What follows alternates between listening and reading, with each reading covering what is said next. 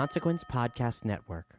This episode brought to you by the following awesome patrons: Tristam, Kate, Mats, Isaac, Karoon, Ori, Matthew, Eddie, Nick B, and Chris. Thank you guys. You guys rock. Make sure you listen to the end of the episode for their personalized shoutouts and the continued saga of the Patreonicals. Do you guys see that up there? It's the theme music. I don't know what it's saying, but it's screaming something. It looks like it's about to jump. This music's for you, Mikey! It's all for you!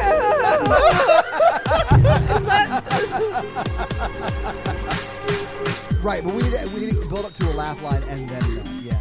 We just have to laugh. You know what? This joke does not have to stay in the episode. We just have to come in laughing like, this is a good time. No. It needs to be a joke. Mikey, you've done the podcast before, right? I mean, I've done it. I've not listened to it. Thank you for listening to The Horror Virgin. I'm Paige. I'm Mikey. And I'm your horror virgin Todd, which means I don't like scary movies, but you guys make me watch them. And this week, you guys made me watch the literal movie that made me terrified of horror movies when I was 8 or 9 years old, The Omen.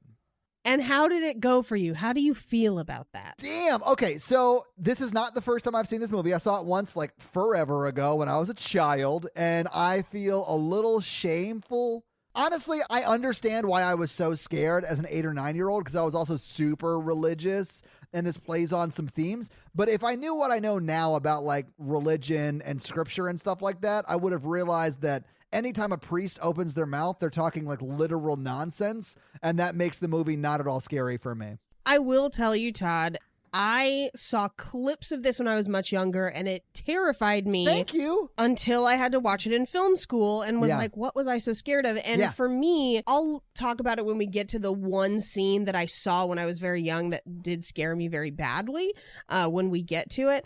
And I think it's a very understandable thing to be afraid of, especially as a child. But I do think as an adult, this is not nearly as scary of a movie as it is if you watch it really young. I think the last time I watched this was in middle school or high school, and I was like, oh, this is creepy. And then I watched it for this, and I was like, I don't really find The Omen that scary anymore, but it was very entertaining. Controversial statement. I really thoroughly enjoyed this movie. Awesome. I'm not sure that's super controversial. Yeah. I really like horror movies from this time frame, particularly. I'm in it for a slow horror movie. You're in it for the slow burn. I'm in it for the slow burn. I think that's why I like The Shining so much as well. Another movie that this reminds me a lot of, and understandably so, they were meant to kind of be companion pieces in a way, is Rosemary's Baby. Yeah. Which is also very, very slow. We should totally do that movie, but both of them, the things that they have in common is they're shot extremely well. Like, this is a beautiful movie. Yes, it is very pretty. Clearly, people put time and effort and production value into this movie at a level that I don't think we often see for horror movies, and not because people don't want to, but more just that funding is not usually there for a horror movie, like, unless you're Ari Aster. Like, clearly the budget and the artistic effort that was put into this movie is more than we would see from your average horror film. This was built to be a blockbuster, not just a horror movie. And that doesn't mean that shouldn't happen for horror movies. I really wish more horror movies had bigger budgets to do things like this movie, because at the time this was like Oscar level. Yeah. It's great to see a truly beautiful horror film. Like, this is top of the line for the time. I really, really liked watching it. I thought it was done very, very well. I'm also a huge Gregory Peck fan. He's fantastic in this. His Atticus Finch was out of this world, man. He's so good. Oh, yeah. I think he's fantastic in this. Yeah, he is. I would agree. As a dad grandpa. Yeah, I think he's a little old. Yeah. A little old for the role. But other than that, he's really good. Yeah, he's like 75. His wife's 26. I mean, I get it. Like, that's the way things were back then. Well, yeah, when they're talking about like how she's unable to have children, I was like, is it because they're both 50? Because that could be it. I thought she looked relatively young. Yeah, I thought she was in her 20s. I feel like it's hard to tell because it's an old movie and you can't tell if somebody's old back in the day, especially because young women would be playing older roles. Yeah, that's true. Like, I think they're supposed to be roughly the same age, maybe. I don't know. Let's get into Yeah, this let's get actual into this movie because fucking there's movie. so much to talk Yeah. about. So we open with creepy Latin chanting over the credits. These are some of the worst credits I've ever seen. They are horrible. just names on a screen. That's it. I will say, if you're running late to the movies, this would be good credits because you can still get snacks. Yeah, I do think this is, at a point in time where the credits weren't usually anything but this. And I think it's really interesting that only 4 years later we get The Shining, where we have that overhead helicopter shot for the credits, which is actually part of the story and pretty interesting and kind of builds on the kind of freaky vibe of the movie. But in this, you're just subjected to weird chanting during the credits. So after the credits, we cut to Gregory Peck, who is driving through Rome, or rather in a car, which is driving him through Rome. He's clearly stressed out, and we get just a little title card that says June 6th at 6 a.m., which is the 6th month, the 6th day, 6 a.m., which is considered the number of the beast. I'm going to have a lot of notes on that later on. It's only considered the number of the beast if you don't know anything about what any of that stuff actually means.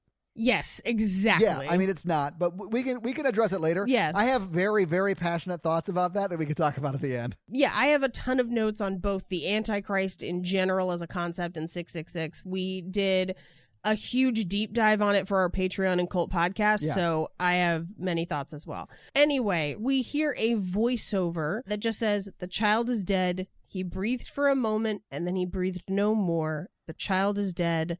The child is dead." And we then cut to an overhead shot, kind of like through a banister. There's a lot of this in this movie, of these shots that really kind of give the impression that the characters that we're watching are being watched by somebody else. They're really creepy. And so this is an overhead shot where we hear Gregory Peck saying, "How am I supposed to tell her? I am afraid it would kill her. She wanted a baby so much for such a long time." Yeah, she wanted a baby for at least 35 years. I don't know about that. I mean, I think she legit looks 28 in this movie. Yeah. I would say early 30s Okay. is where I would place her. But yeah, they suggest that he adopt a child, and he says no, she wanted her own, which, like, why you got to get a fresh one? I'm just saying there's a lot of babies around. And There are plenty of babies to adopt. And a nun walks in carrying the baby, and the priest says, "If I may suggest, take this baby. It even resembles yours. Your wife will never know, and it will be a blessing to both her and the child." He then says that the baby has no relatives and that the mother died in the same instant that his child died, which is odd. That definitely sounds on the up and up. Nothing shady about that sentence or two. Yeah, so this is the most insane thing I've ever heard posed in a movie. Hey, this Yes. child was born the second yours died. Love it like yours. Like, he doesn't have a lot of grieving to do already. Do you know your family? Yeah. Why don't you base all of that on lying to your wife? Yes. You know what drives me insane is that he's like, you know what? That's a good idea. I should take this baby. It's insane. The priest really lays it on thick with, like, tonight God has given you a son, basically, like, this is your baby. Now, if you are familiar at all with the way that modern labor and delivery goes, it's unlikely that this would happen modern day, because your wife ostensibly would have been there when the baby likely passed away. Yeah. Because Yes. a lot of the post-birth stuff happens just right there in the room. Like, so at the time, mothers would typically be sedated for delivery, so she Really? wouldn't have known. Yeah. Oh, wow. She wouldn't okay. have known that she had the baby at all. So he brings the baby into her room and presents it as their own. He slides it back in. He pulls it out. He's like, "It's your baby." Like a drawer. I don't think that's how it works. Although I don't have kids. I don't know. But so he brings it into her. He says it's her own. We get kind of a tiny montage of them basically playing, and we kind of fast forward what looks like, 2 to 3 years, give or take. Is this when he comes home and explains to his wife in the shittiest way possible that they're moving to London? Yep. I hated this so much because, like, I guess we're supposed to expect that was a fun way for him to tell her. I don't know. Times were real different because it seems like he treats his wife like shit, but in the movie, it seems like it's expected for you to be like, oh, isn't he sweet? I'm also not sure that they really wanted a baby. They had been trying for a while. Yeah, but like once they get it, they're like, you know what? Fuck this thing. Oh, Let's just hire people to like. I don't want to spend any time with it. I think a lot of that is cultural and societal for the time. There are a lot of things in this movie that have not aged well, particularly like her doctor having conversations with him about her treatment. Yeah. And that's a real thing that would happen at the time where women were not in charge of their medical treatment. And so there's a lot of things like that in this movie that I think just are not the case modern day, but at the time would have been extremely normal, unfortunately. Yeah. Like, I mean, the wife just gets mistreated from like the jump. Yeah, this is a very dark movie for the wife. I would say mistreated by today's standards. I will point out some stuff that he does that is out of line with societally what would have happened at the time, which I would say makes it appear that given the treatment of women at the time, he does actually care for her. But I do think they're a high society, so they're always going to have hired help in the house, particularly around the children. And B, it is the 70s. Yeah. Essentially. I mean, they legit have a staff. It's not just they have a governess. They have like a household staff, right? And that may be because he's an ambassador. Maybe that comes as a perk of being an ambassador. I have no idea. But I mean, they are upper crust rich folk. It's like Downton Abbey up in there. It is sort of when they get to London, yeah. Well, anyway, so he comes home from his, I guess, maybe he was the ambassador to Rome, or maybe he just I think he was the ambassador to Italy or some sort of diplomat. He had some Italy. sort of political appointment in Rome. He comes to their house in Rome, and he's like, everyone pack, we're leaving. And she's like, what are you talking about? She's like, well, I've just been appointed ambassador to London or whatever. To the UK, yeah. And then she's like excited that that's how she learned about it. I thought that was crazy. I got the impression that this was something they were anticipating, where it was something he'd been trying to do for a long time. And during this conversation, she does say, you're going to be the future president. So they get to London, and this is where they tour the giant house that is going to be the set piece for the bulk of the rest of this movie. Right. They start in Damien's day room. Why is it called Damien's day room? A day room would have been the room where a kid would play and have school and stuff in a giant house. It looks like the library from Beauty and the Beast. That's basically what it also is. Yeah. Can we talk about the name Damien? Yes, let's do it. It's interesting choice because they name him that, and I don't know that it had negative connotations before this movie. But now no one is named Damien because of this movie, right? Right, yeah. I looked it up. Damien actually means a powerful man of the people. Okay. It doesn't mean anything sinister or dark or whatever. But yeah, because I think it was just meant to be a powerful name, and then this movie has given it the sinister connotation. Yeah. But so they're in Damien's day room, and it's empty. This house is like, it looks like somebody abandoned this house in a hurry. Yeah. Because there's like no furniture, but there's a lot of trash. Okay, so when they're walking around Damien's day room and they see Damien with, I'm assuming, Holly outside. Yes. Gregory Peck, or the ambassador, closes the blinds or whatever, the shutters, the indoor shutters. I don't know. I'm not rich. I don't know what they're called. Oh, yeah. He was like a peck on the mouth, and he's like, yeah. Yeah, he gives her the old Gregory Peck. And then yeah. I feel like the implication is that they are about to fuck on the floor of this day room. Thank you. That's what I thought too. No, they have a conversation. He goes, let's go see Yeah. the bedroom. And she's like, there's no furniture up there. And he's like, so what? But then he says something that I think is insane. You could be too sexy for the White House, which is an insane piece of dialogue. And then It's a crazy thing right, to say. it is. And then instead of passionately kissing his wife, who we assume he's about to have sex with, they have just a hug. like coworkers would when one of them is leaving for another job. As I was watching this, I just typed in my notes, they're like the Warrens. Why is there a weird love story in the middle of this shit? Same clothes. Same clothes. You know what made me the most sad after that scene ends and the like they show them walking around the outside with one of them like carrying Damien? I just thought it was really sad that they could afford this huge house but not a real dog. I think that was meant to be Damien's toy. It's just the same size as Damien. I know. Which means that like he can't pull it. Only the adults could pull it. This is the conversation where we find out that Gregory Peck's former college roommate and friend who has just visited them is the current president of the United States. Yeah, and he's going to go visit him. And that would make sense. I mean, he's the ambassador to the UK, so like you would have to fly back for meetings and stuff. I mean, he would be flying all over, I'm sure. Yeah. This is where they think that they lose Damien, and they freak out because they are parents. They're worried about their child. And it turns out he's not lost. He's just hanging out by a tree. Right. But what we essentially see is kind of a montage of Damien growing up for the next 2 to 3 years with a life of privilege. Yeah, like you do when you're like super rich, like Mikey was growing up. I say that we're going to go this direction this episode, huh?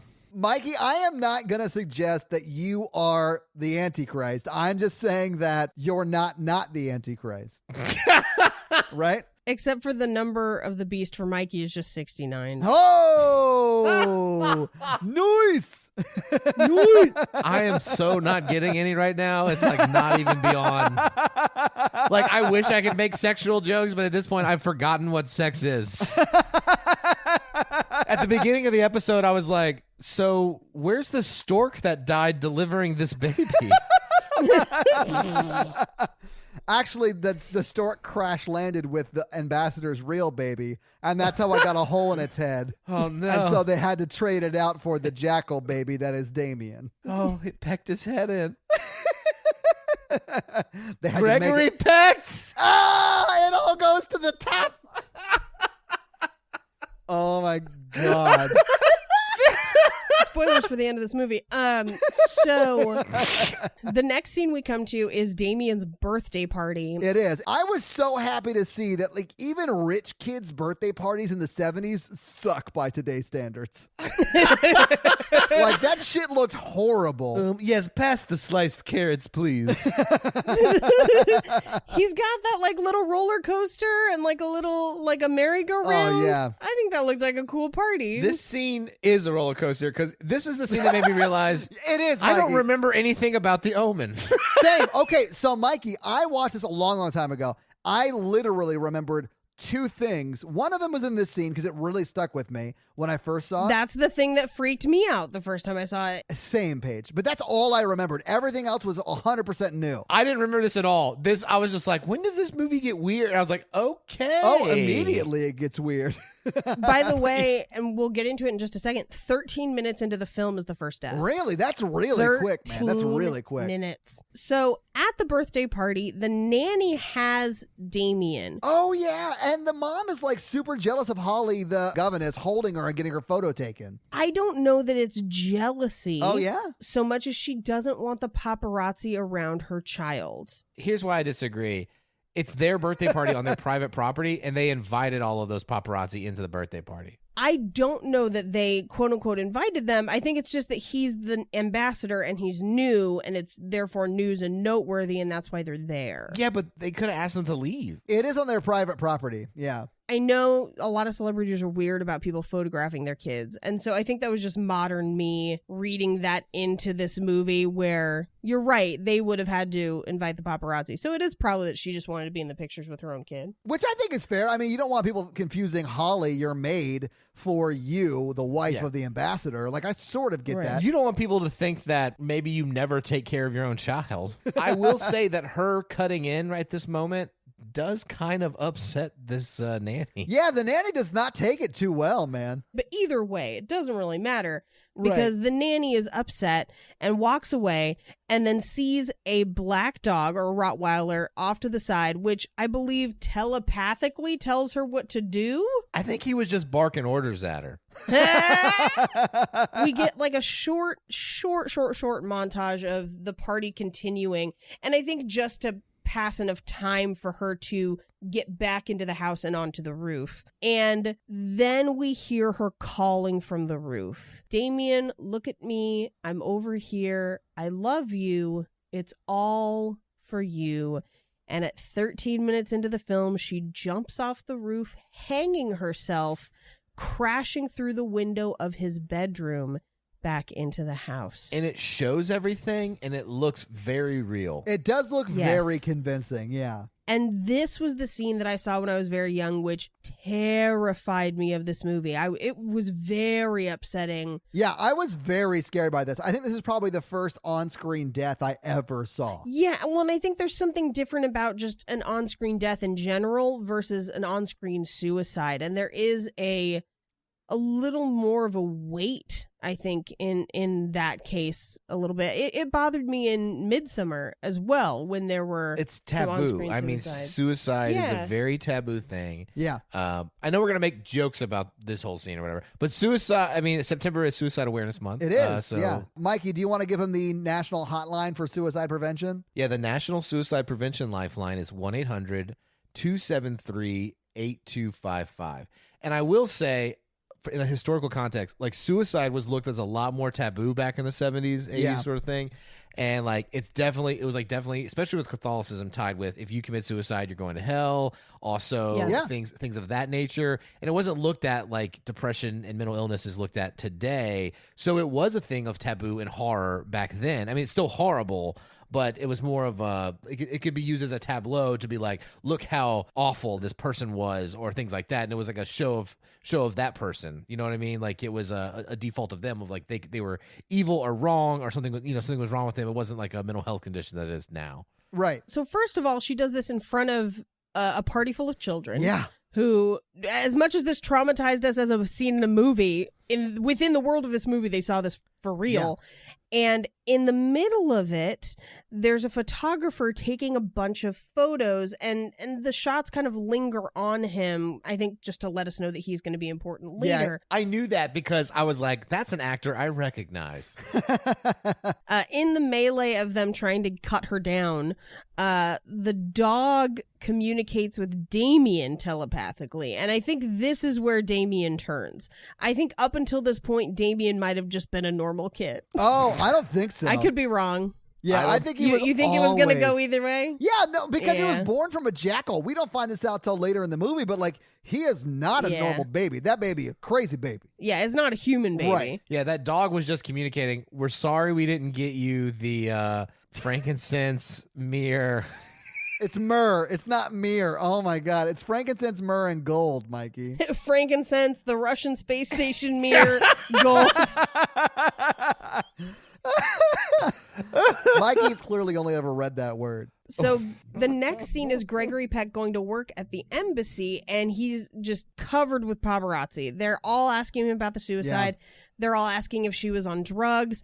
And he very graciously just kind of doesn't really talk about it. He says that she wasn't on drugs, and he kind of just passes through. Yeah, he sort of defends her, which I liked. He does accidentally knock that one photographer's camera down. Which he handles again with grace. Yeah. Yes. He's like, hey man, I'm sorry I broke your camera. Do you want me to, will you bill me for it or whatever? Yeah. And of course the guy's like, just owe me. Okay, person I'll never see again.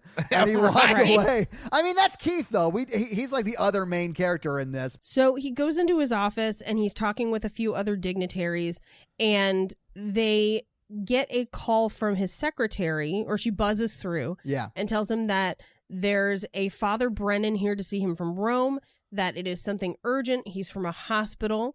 And the other dignitaries that he's talking with are like, oh, donation time, right? Yeah. Is this the same conversation where they're like, why aren't you going to Saudi Arabia? Yes, this is the same one. He's like, probably because my nanny like hung herself from my roof like Yeah, 14 I kind of hours want to ago. stay Yeah. close to home because my family just witnessed a super traumatic event. Yeah, even though when my wife later falls and gets a body cast, I'm definitely going to leave her.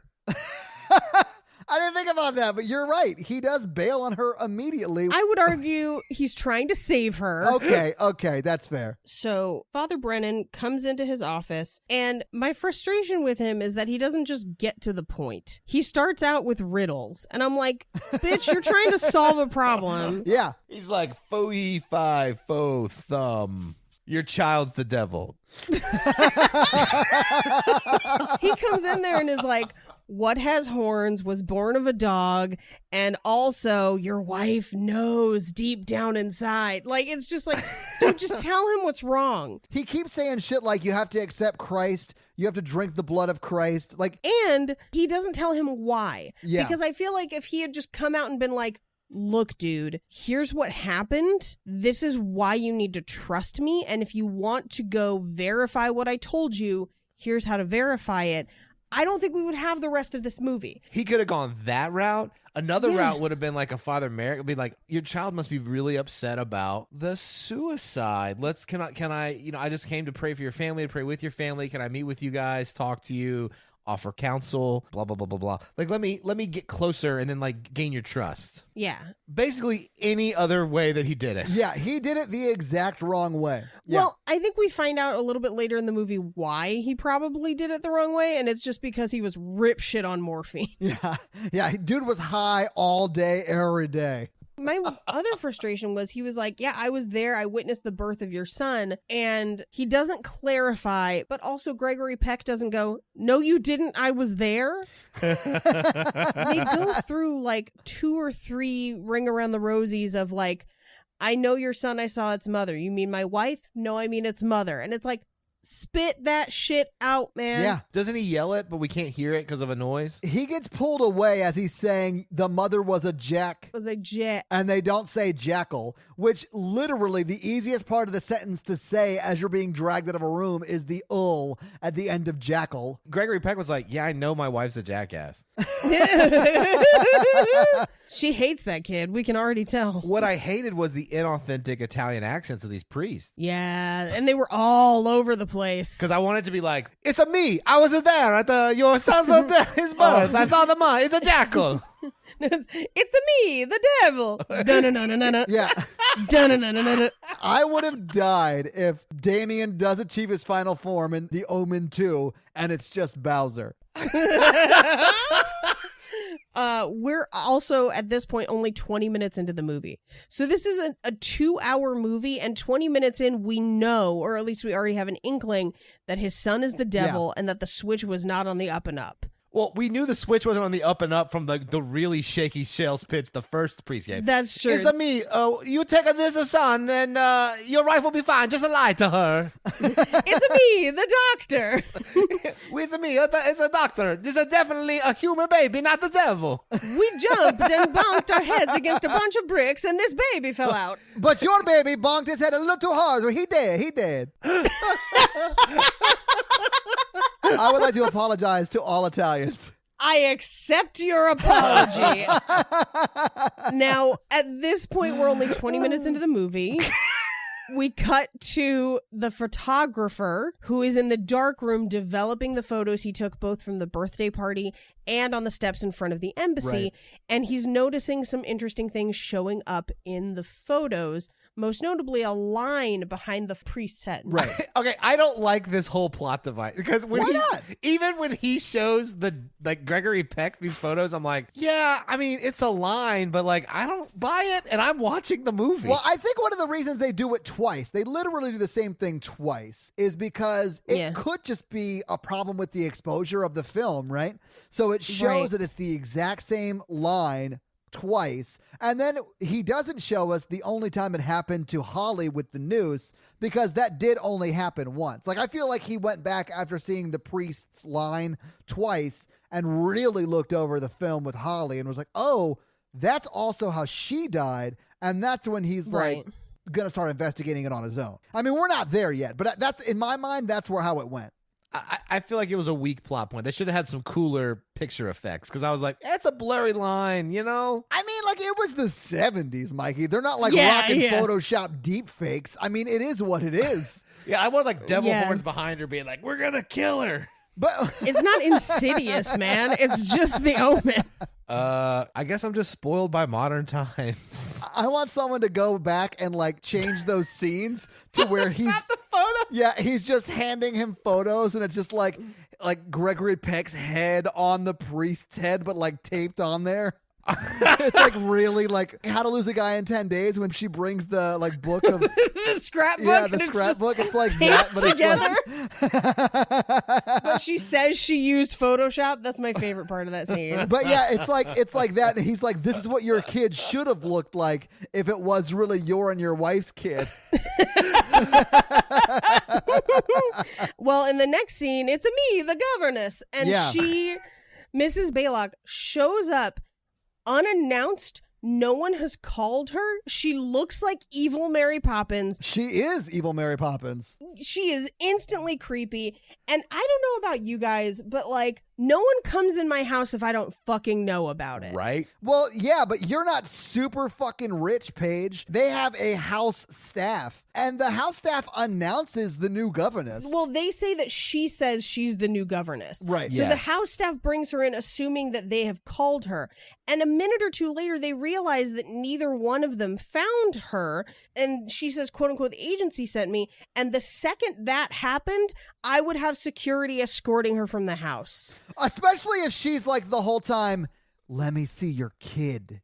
I Yeah, want to see your kid. Can I see the child? I want to see the baby. No And thanks. then- Also, your references aren't that great, first off. I don't know, man. When you get a solid reference from the devil, I think that's super great. Like, and I did love that she didn't even check the references. She opens the envelope and pulls out the paper, but does not look at them. I like how she blamed the suicide. Like, those young nannies have like boyfriends or whatever. And they miss their families. Stupid families and Stupid. boyfriends. Ruining Not me. I'm lives. 100% for your child. Let me see him. Oh, especially realistically, to be working in an ambassador's house, you probably need a security clearance and all sorts of stuff. Absolutely. At least these days you would. I assumed when she said that she was from the agency, she was CIA.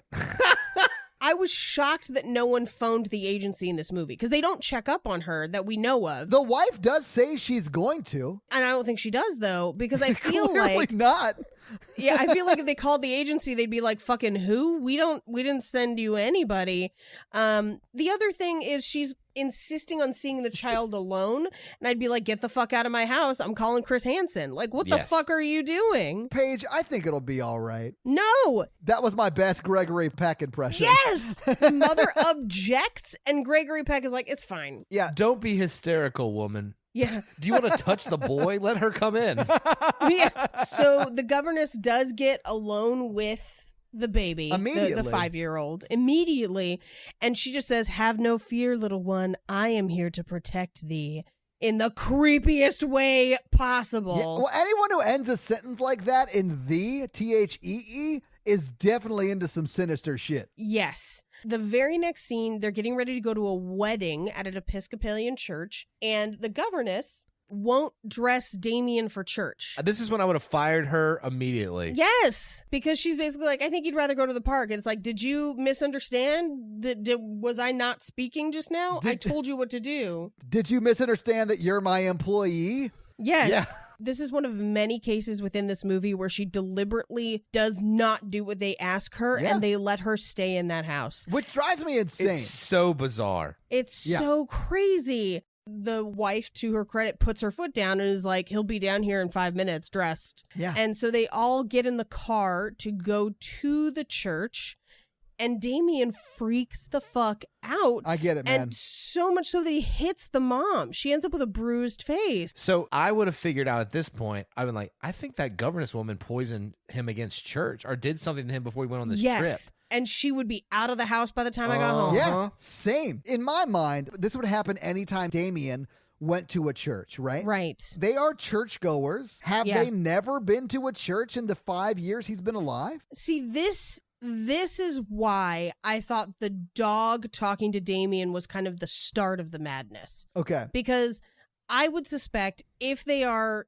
church-going people, quote unquote, Damien would have had to have been christened and probably would have had godparents, which means that he would have definitely been to church in these 5 years and Yeah. even potentially baptized. It seemed like the president was his godfather. Yes. For me, that's why I was thinking maybe the appearance of the dog and the 5th birthday, or maybe it was his 6th birthday. I guess I'll talk about Good Omens. You mean the show? I read the book too, but like, Oh, I don't know sorry. the mythology of it, but it's like a hellhound finds him to start the process of Armageddon. Yes. Okay. So maybe that's kind of what it's like. Yeah, I could see that. Maybe that dog is the hellhound. Or maybe that's where Good Omens gets it from. Yeah, maybe. So they get home, and Gregory Peck wisely is like, "Do you want to call a doctor and have him examined?" And the wife is like, "No, I'm fine, just a little bruised up." And he's like, "No, not for you, for our insane child."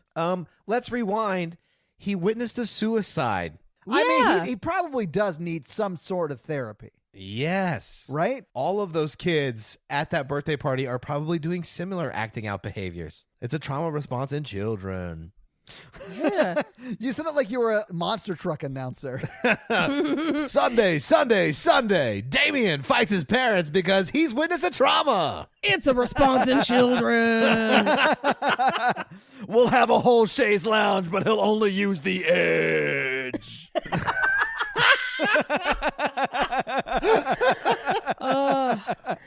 So I love us. she brushes it off and she's like, he's fine. He's sleeping right now. He just had a fright. It was a bad moment. Or she says he's never been sick a day in his life. And Gregory Peck is like, yeah, that's weird. Yeah, it is weird. So she goes to bed. Gregory Peck stays up. He's clearly like not buying it. Yeah, I noticed that it seemed a little weird for her when he was like, I'll be up in a minute, right? Mm-hmm. There was like a little bit of weirdness between them. I honestly got the impression that he just wanted to go check on Damien. Yeah, and that is where he goes. Yeah. I think he's not entirely convinced that Damien's on the up and up. I don't think he thinks he's okay. Yeah, I don't think so either. Yeah. He walks down the dark hallway to Damien's room and hears a growl, and there's a Rottweiler in the hallway. Oh my God, it just hit me that this is the same day. Yes, Yeah. it's the same day. And this is only her first week. Yeah, you would fire her right away. That morning, she refused to do what they say. Then they brought the kid back after he has a fucking episode where clearly she had something to do with it.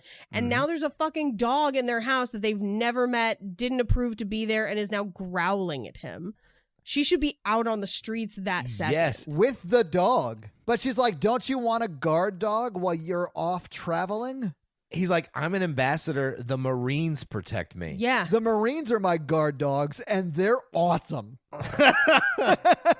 He says to her, we don't need a dog, and if we do, I'll pick him out myself. Call animal services, basically. The HSCPA or whatever it is. Whatever. She's so intrusive, it makes me uncomfortable. Yeah, I hate her, but you're supposed to. She's like the devil's maid, you know? She claps back and she's like, what are you, scared of dogs or whatever? And I was like, Oh, what are you, unemployed? Get the fuck out. Yeah. yeah. Like, Fire her immediately. And by the way, that's a 5-year-old. I don't know if I want to put a 120-pound Rottweiler with a 5-year-old all the time. That I Thank don't you. know. I don't even know if he's allergic because we've never had a pet. And he's never been sick a day in his life. I'm already nervous about all that. So we cut to the next day, and Damien and his mother are going to the safari park. yeah. I have some fun facts about this later, but this is a real safari park, and they filmed it. Really? It looks super fun. They filmed it live with animals. I've actually been to a park kind of like this, but it wasn't for like tropical animal or like safari animals. Do they really let baboons come up to the car now? I feel like that's probably a dated practice. It is a dated practice, and part of the reason why is the filming of this movie. Oh. We see her buy Damien an ice cream, and then he carries it over to the giraffes to look at the giraffes, and they run away from him. Yeah. And he doesn't look upset. He just looks kind of crazed. He's like, yeah, you better run, Yeah. giraffes, with your long neck. Yep. You're a giraffe because you are a joke. Yes. Wow. I mean, he's only 5. His jokes aren't great yet, Mikey. I get it. That's a great commentary on 5-year-old jokes. So then That's exactly what I was doing. they get back into the car, and baboons freak out at them and attack the car. I thought this scene was pretty scary because it was pretty intense for me. Yeah. I thought she was going to hit a baboon when she was like flooring it away I from there. did I too. was legit Me scared. too. So Gregory Peck comes to bed and asks her if she's all right at the end of the day, basically. So they've come home from the safari park, and he's like, "Hey, are you okay?" And she's like, "Yeah, no, it's fine, it's fine." But he presses and is like, "If there was anything wrong, you would tell me, right? Right. There is something wrong, right?" And she just says, "I need to see a psychiatrist." And he's like, "Cool, whatever you need." I loved this scene. Me too. Was it because they sleep together in a 16-year-old girl's bed?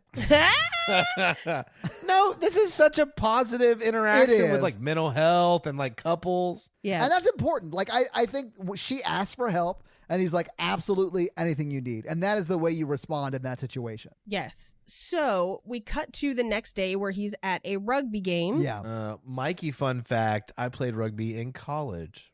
That surprises me not at all. Yeah. Okay. If I had to describe your build, I would say rugby. I'm not 100% sure if that's a compliment or a cut down. It's definitely not a cut down. I will take it. Rugby tends to be my type. I would also. My husband also has a rugby body. I would play rugby with your husband. Has he played? No, he was a football player. He'd probably like it. I tore my knee up, though. Well, people tape their ears back so they don't tear their ears off in the scrums. Yeah, it was so fun, though. High school band's pretty crazy, too. I'm just going to say that right now. Yeah, do you guys like tape your ears back so you don't have to hear yourselves? So he's at a rugby game, and the same photographer is there, clearly kind of following Gregory Peck.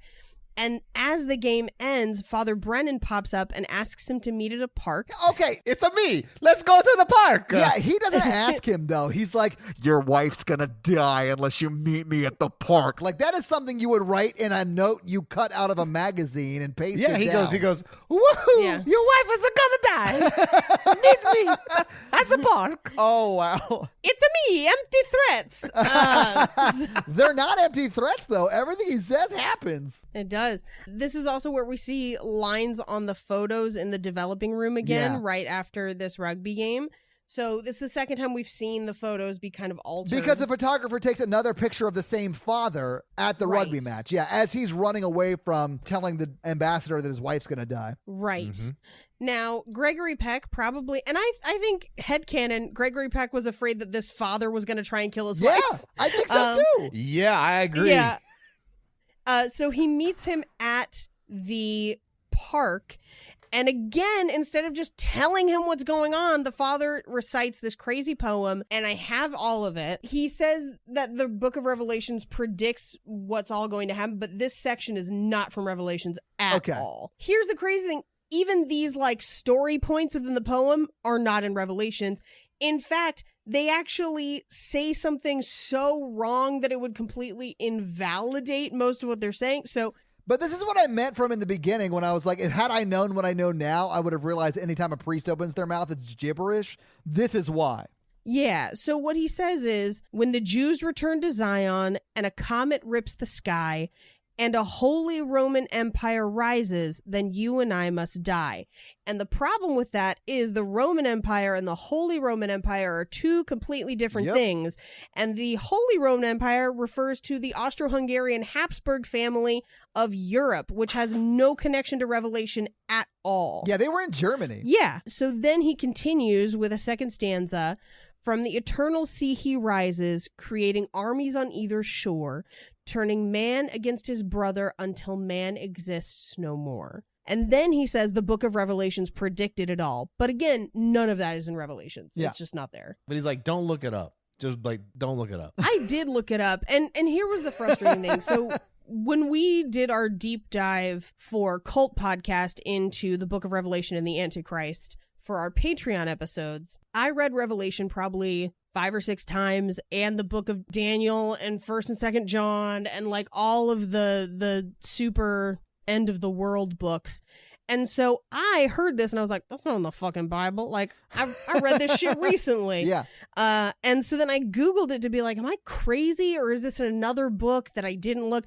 No, if you Google that, it's listed as a poem. So it's just a poem. Yeah, okay. So he is arguing that Satan will send the Antichrist as a last chance battle against the forces of heaven, and that Damien is that child. And the problem with that biblically is that the word Antichrist is only mentioned 3 times in the Bible, and none of them are in Revelation. They're mostly in 1st and 2nd John. And it's from the Greek word antichristos. There is a similar word named pseudochristos, but both of them refer to just people who do not believe in Christ. Yeah, they're unbelievers. It's unbelievers. Yeah. It's not one specific person. Oh, this is unbelievable. No, it's not someone who doesn't like Justin Bieber. That's an unbeliever. Right. This is different, Mikey. Essentially, there is no biblical basis for one singular Antichrist in the way that this movie describes. And the bulk of the prophecies that we get around that came about in about 95 to 325 AD as the Western Christian Bible as we know it today was being canonized, where the people canonizing the Bible, when they disagreed with each other as far as their theology, would often accuse each other of being the Antichrist.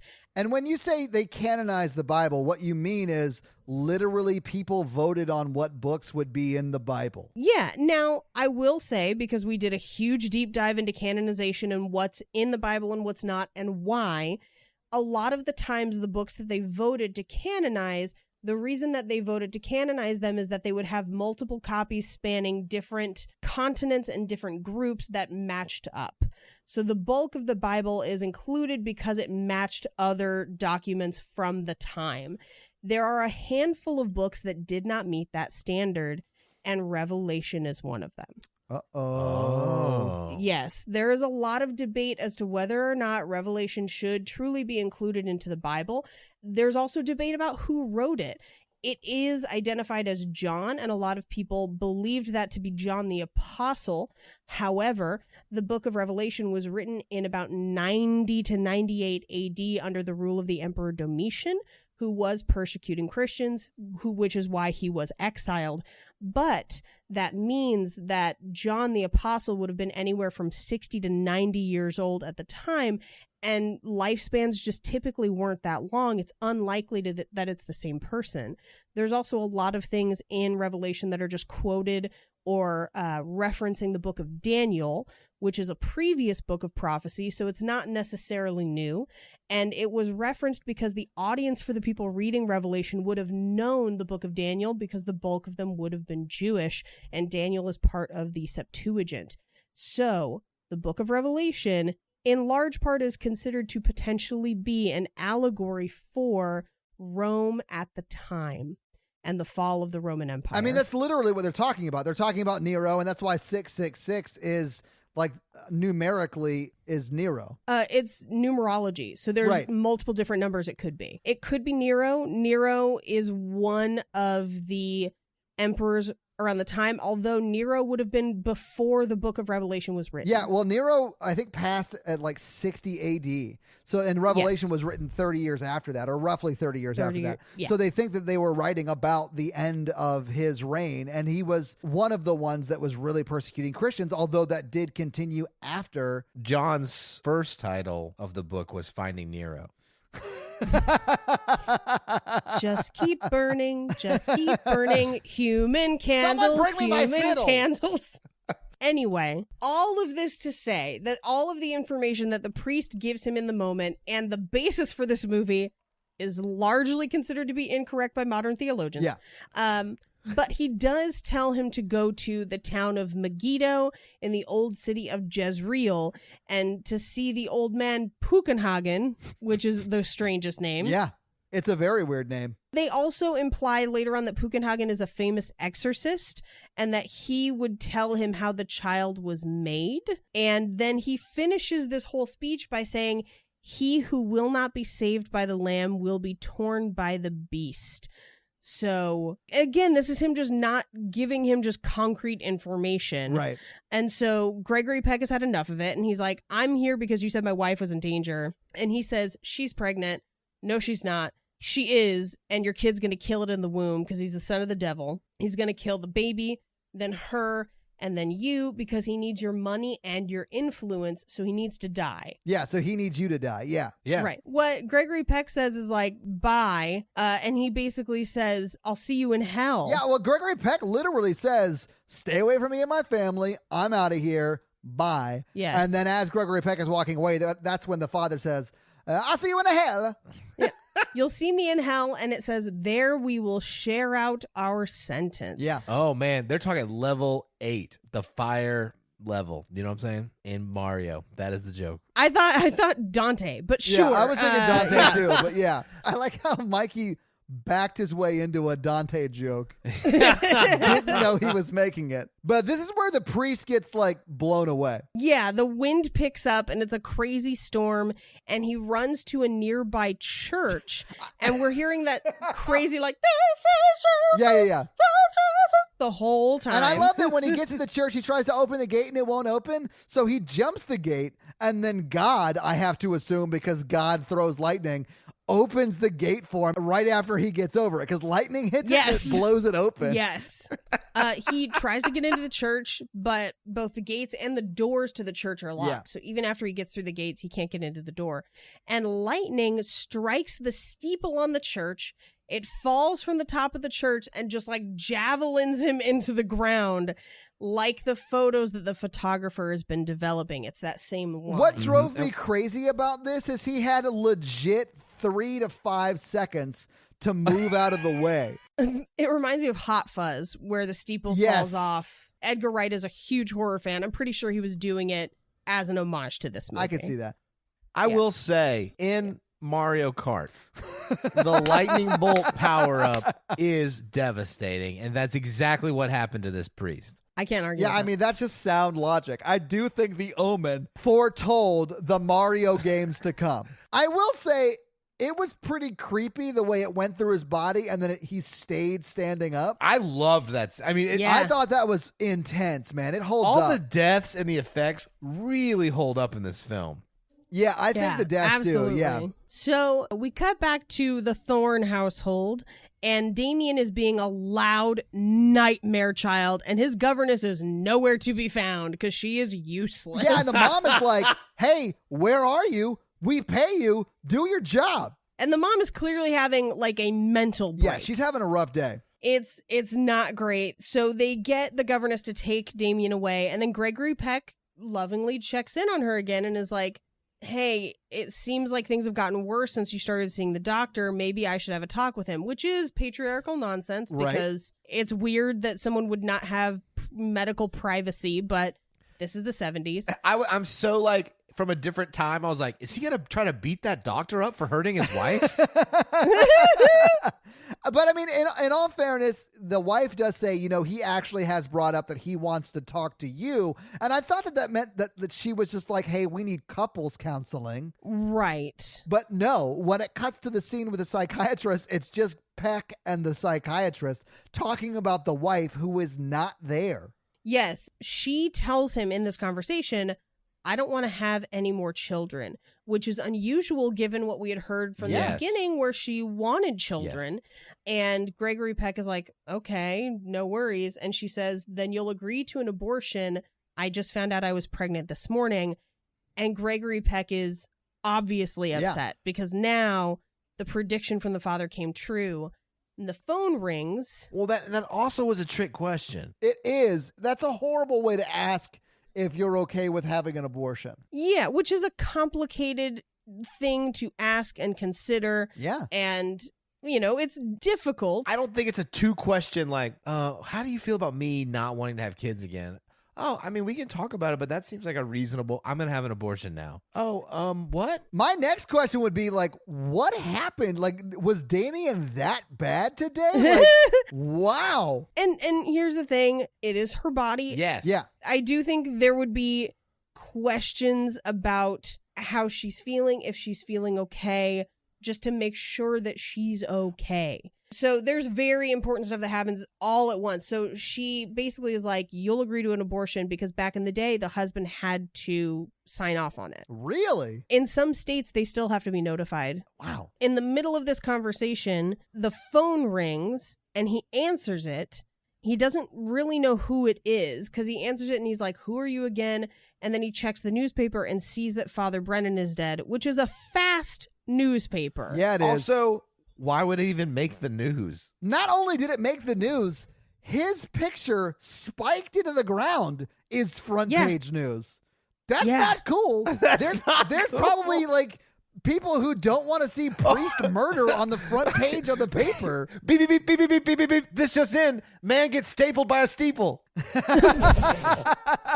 Pictures at 11. I think if they were in a small town, it would make more sense to me, but they're in London, England. Yeah, exactly. London, England. Yeah. Anyway, the very next scene, Gregory Peck meets with the doctor, and the doctor says that the reason that his wife doesn't want any more children is she believes their current child is evil, and the doctor thinks that they are delusions. Yeah. So I'm going to come at this as a mental health professional. Let me get on the edge of my chaise lounge. This is very bad. Yeah. Yeah. This is let's not let her go home kind of bad because I would be very worried about the safety of the child. Those are very serious delusions. I've come across this at work. These are postpartum delusions. This is not unusual. Now, granted, it's unusual that it's a 5-year-old. That it's 5 years later, right. It's very hard because not a lot of psychiatric medications you can take during pregnancy. So right.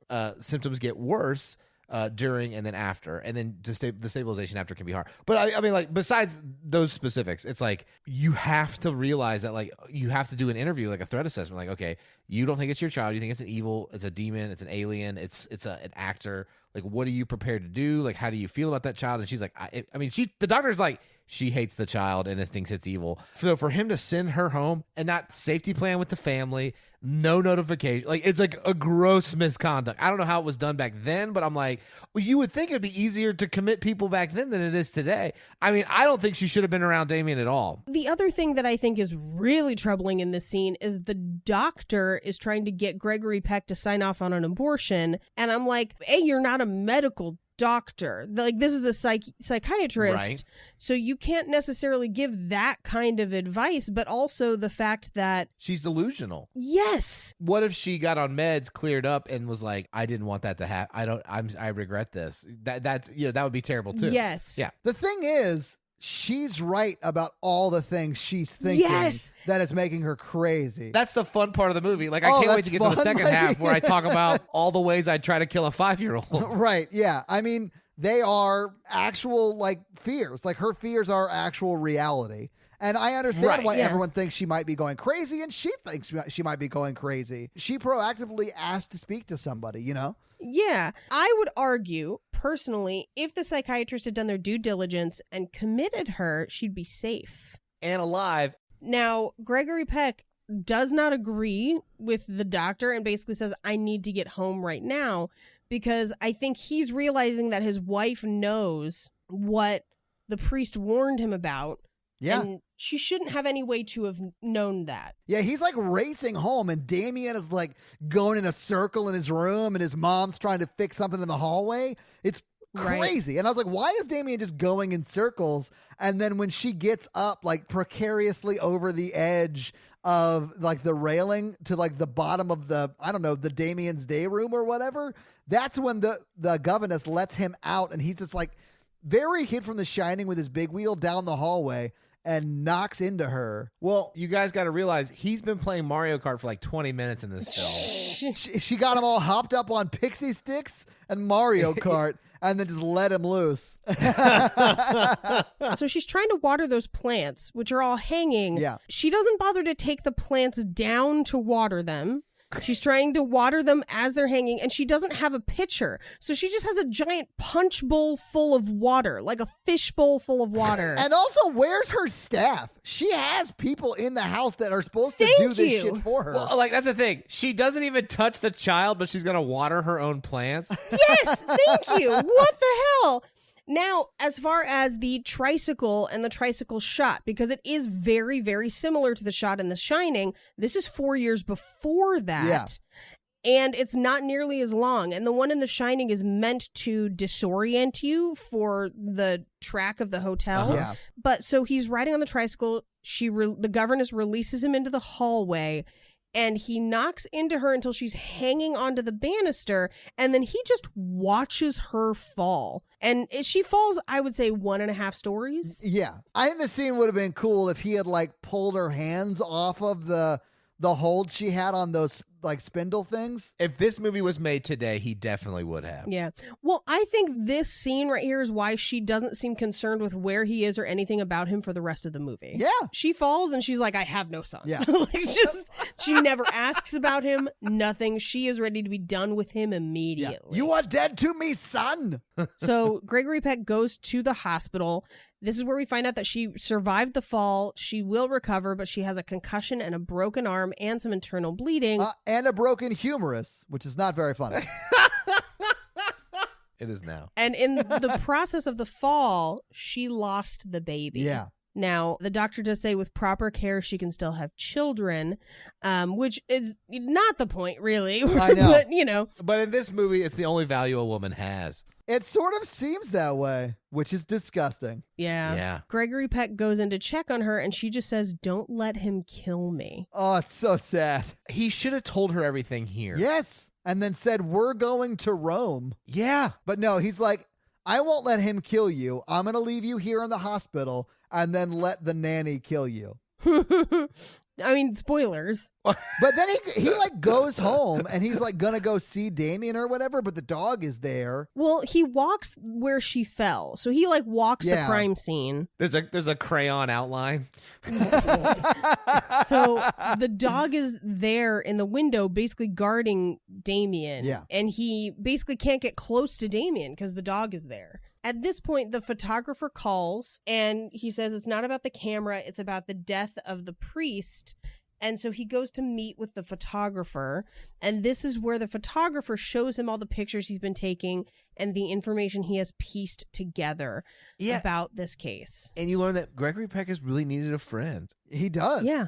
And I really needed love a that buddy. the photographer knows how to tell a story because he shows him all the photos, right? But he knows in the back of his mind, he's like, I got a banger way to end this story. So he like literally, he shows him all the photos. Then they go to the priest's flat and they see like the papier-mâché Bible like pages all over the windows, the 47 crosses on the wall. And he's like, and here's a photo of me getting decapitated in 40 minutes. Yeah.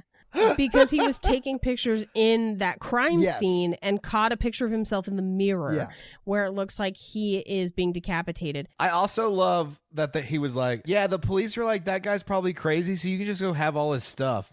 Yeah, which is insane, crazy. Yeah. This is also where we find out that the autopsy lists the 666s in like a triangular formation as a birthmark. Yeah. Which is wild. Yeah. This is also where they find the diary, and the last entry is before he was supposed to meet him in the park. Yeah. But this is also where we find that he had a copy of Astrology Monthly from 5 years ago, the 6th of June at 6 a.m. And it's a birth announcement, not necessarily for his son, but for potentially the other baby that was born. Regardless, there's a birth announcement. Right. And Gregory Peck then confesses, my son is dead. I don't know whose son I'm raising. Yeah. And the photographer is not shocked by that information at all, which to me, I was like, that wasn't the case he was solving. It's not like he had already gotten there before you, but like he just goes, okay, I'd like to help you out. Great. And then this is where he shows the beheading in the photograph. Right. Well, because Gregory Peck is like, no, I don't know you. You just called me. We met tonight. I'm not going to let you help me solve this devil caper. And he goes, I have to come with you because I am marked for death. I mean, he doesn't say those words. Yeah, but that's essentially it. Which is interesting. Before he pulls out that photo, I was like, he's got a lot of free time. Yeah. At this point, Gregory Peck moves his wife into a private hospital room to keep her safe. And then he goes back to the house where he's planning on having the head of the household, which is Mrs. Horton,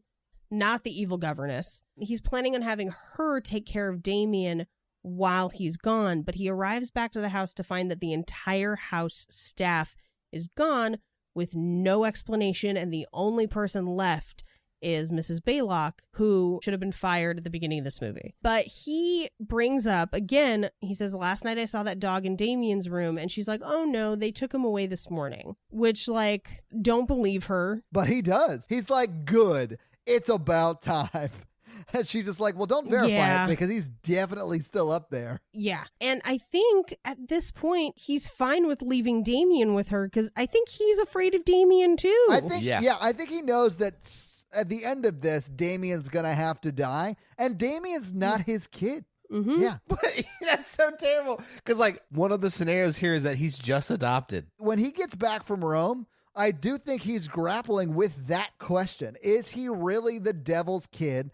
Or is he just an adopted kid? And he does verify it, you know? But we'll get to that. We cut to Italy, where Gregory Peck is arguing with a taxi driver in Italian. And what we find out is that the old hospital where Damien was born burned down 5 years ago. So literally right after he was born, the hospital and all the records were completely burned and destroyed. Yeah. There was nothing more spooky than the elevator the nun got on after she explained all of that shit to them. It was like completely open in the front. And never stopped moving. Yeah, that is how you get yourself cut in half. I've ridden one of those. Oh, I'm out. They are not okay.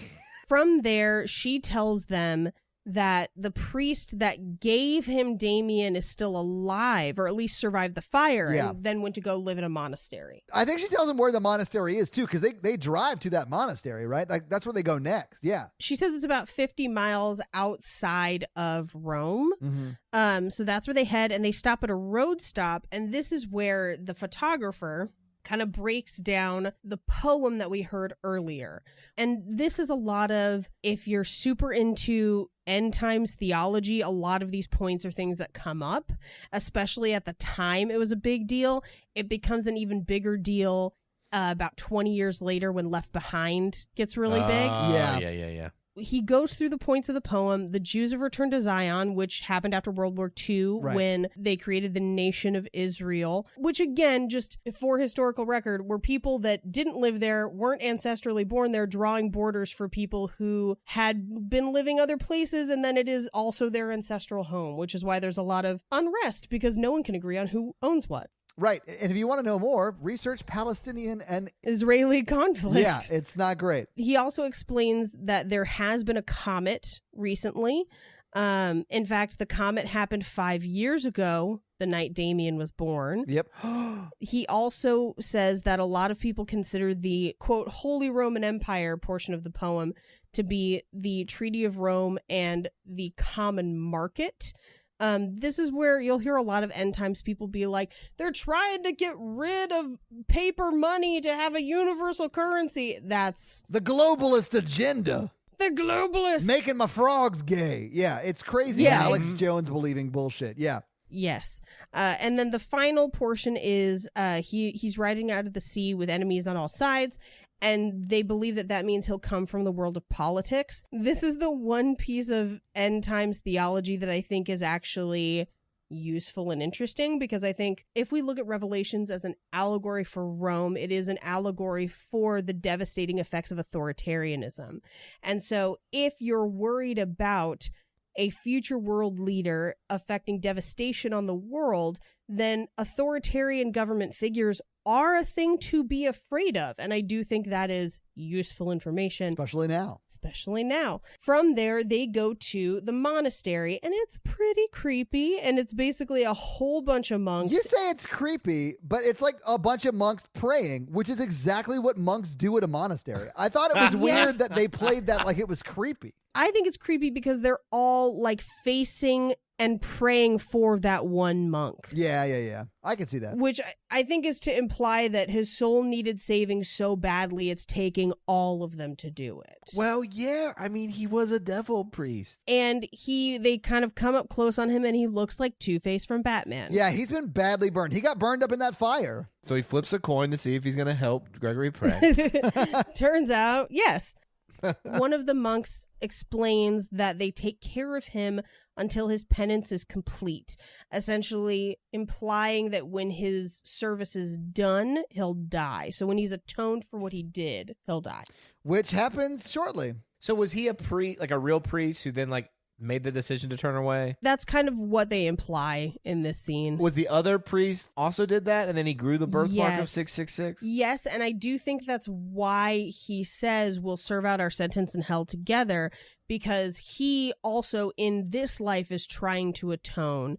And what we did find out when they went to his crime scene apartment is that, and from the autopsy, he had cancer and was on morphine all the time. But I think that's why he was so urgent about it, is he's like, I need to right this wrong before I die. Yeah, he was on death's door. Yeah, I agree. Yeah. So they do say that they haven't been able to speak to the priest, but if you give him something to write with, he can draw things. Cool.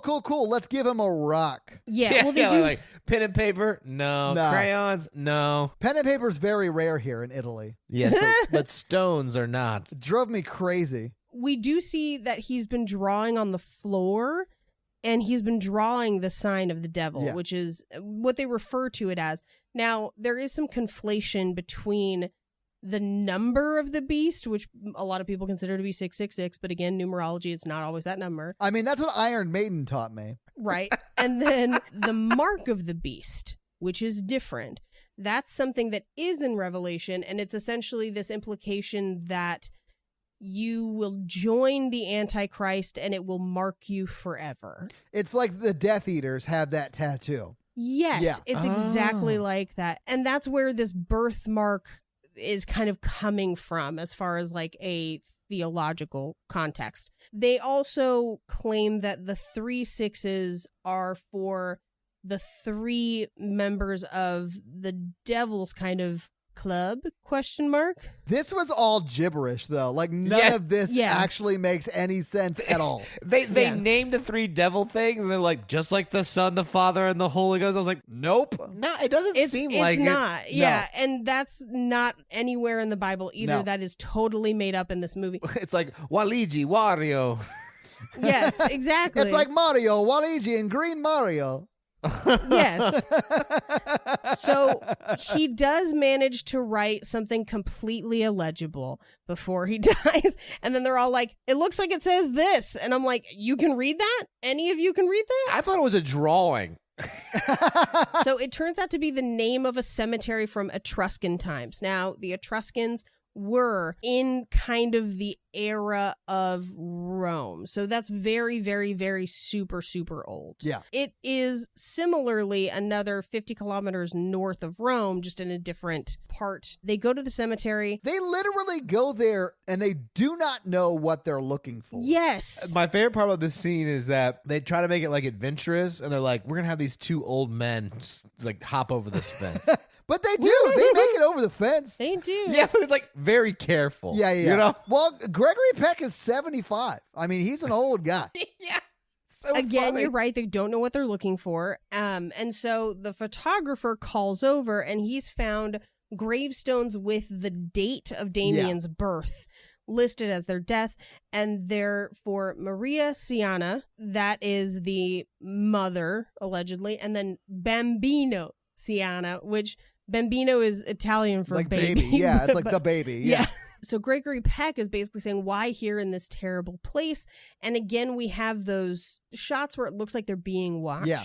Well, and you also hear like dogs panting too. Yes. Now, I would argue that it's in this terrible place because no one's going to look for it there. Like, I think they just didn't want anyone to find it. I would argue that it's not that terrible of a place. It's a pretty nice graveyard. For how old it is, it's pretty well kept up. Yeah. I mean, it's definitely a set on a soundstage. Oh but- yeah, it's in Pinewood Studios for sure. Yeah, they pull back and I was like, what is this, Hobbiton? Like, it's ridiculous. Like a weird hill. Yeah. So they open the mother's grave and it's the skeleton of a jackal. Yeah. They then go to open the baby's grave because Gregory Peck says if that is not the mother's body, and which we know that it kind of is, but Yeah. if my baby wasn't actually dead, maybe he's still alive somewhere. So if there's not a baby skeleton in this grave, it means that my child still may be alive somewhere in the world and we can find them. I do love that he sets that up and then immediately he's like, oh wait, no, he's dead. Fuck, that sucks. Okay, God. No, he just says, murderers! Yeah. Because there is a baby skeleton in the grave that clearly has what looks to be a blunt force trauma injury to the back of the head. But at this point, the dog pantings become more than just dog pantings, and Gregory Peck is like, who let the dogs out? Who? The Satan did. It's the devil dogs. The pack of dogs is significant. There are 3 of them, at least. And they are in some ways analogous to the Greek personification of the guardians of hell, which is Cerberus. Yeah, the 3-headed Yeah. dog, right? 3-headed dog. And so I think they're representing this with multiple dogs. Yeah. Because we do have, I think the dog that's in the house is the devil in the form of the dog. I thought he was more of the hellhound, but Yeah, I think he's a hellhound. Because I don't think the devil would let himself be trapped in a basement. I mean, I guess that's a Yeah, literal yeah. allegory for hell, but whatever. They run away and they're getting low-key attacked by dogs. They probably would have died if this was real life. yeah, those dogs are fucking him up, man. Yeah. Gregory Peck goes to climb over the fence and impales his arm on one of the spokes of the fence. Does he, though? I think it grazes him. Yeah, that's what you're supposed to think, but clearly, no. Clearly, his arm is just around it. I think it gets caught on his sleeve and slices him as it does. Yeah. So the photographer manages to get over the fence, and then he helps get Gregory Peck down, and then they go back to their hotel. The next shot is at the hospital. The phone rings. She answers it. It's Gregory Peck, who's basically like, you're leaving London right now. You're coming to Rome with me. My friend from the embassy, Tom, will meet you there and bring you to Rome. And mind you, she has not been released from the hospital. Right. She is still under medical care. Yeah. She's wearing a full body cast and then a silk nightgown over that. And she's like, finally a romantic getaway with my husband. So she gets up to try and get ready to leave and gets tangled in her own nightgown. This is so sad. We turn around to see that the evil nanny has shown up at the hospital, and the very next shot is her flying out of the window through the top of an ambulance. Yeah. Because she crashes through the top, which, by the way, metal, you wouldn't be able to just crash right through it. She would have, like, dented it down. I did sort of love this, though, because the roof breaks away like it was cardboard, and then the door opens, and she's, like, laying in a gurney dead, and there's no sight of the roof anywhere. The roof that she caved in. Yeah. I also love that ambulance goes up to the hospital with the sirens on, like there's someone back there who needs help, but then we just find out that she's the one who needs help. Like, what happened to the patient they were rushing to the OR? Who knows? That patient fell through the floor. So Gregory Peck receives the call, and he is devastated, obviously. Clearly. And the photographer goes out, finds out about Megiddo, the city they're supposed to go to. Yeah. Tells him that the name Megiddo is derived from the name Armageddon. It's believed to be the place of the last battle, and that it's 60 miles outside of Jerusalem, and that there's an excavation currently going on there where they will find Buchenhagen, the exorcist they have read about. And at this point in the movie, Gregory Peck actually says he wants to kill Damien. Yeah, he's like, Kathy is dead, and I want to kill Damien. I have some thoughts about Buchenhagen. Okay, Buchenhagen? If he should have gone with him. Yeah. So they go to Jerusalem. They meet with Buchenhagen or whatever his name is. And he's like, here's how you perform this ritual to kill the Antichrist. Yes. And he's like, hey, do you want to come with me and help? This excavation is more important. Yeah. Right. Yeah. The single most important 5-year-old murder that you have to do to save the world, but I'm going to let you handle it, person who's clearly not qualified. Yeah, and his arm's injured. Is it? Yeah. They go there. They find out how to kill the Antichrist. They're like, you have to use this secret Catholic ritual called stabbing him to death. Yeah. He also tells them that it has to be done on hallowed ground, so it has to be done at the altar of a church. And sort of in a specific order. Like the one knife kills the body, the next knife kills the spirit, and then like the whole ritual makes a cross across the body in daggers. Multiple knives in the shape of a cross, yes. And he tells him, because Gregory Peck is obviously upset by that information, and he just reiterates, this is not a human child. Right.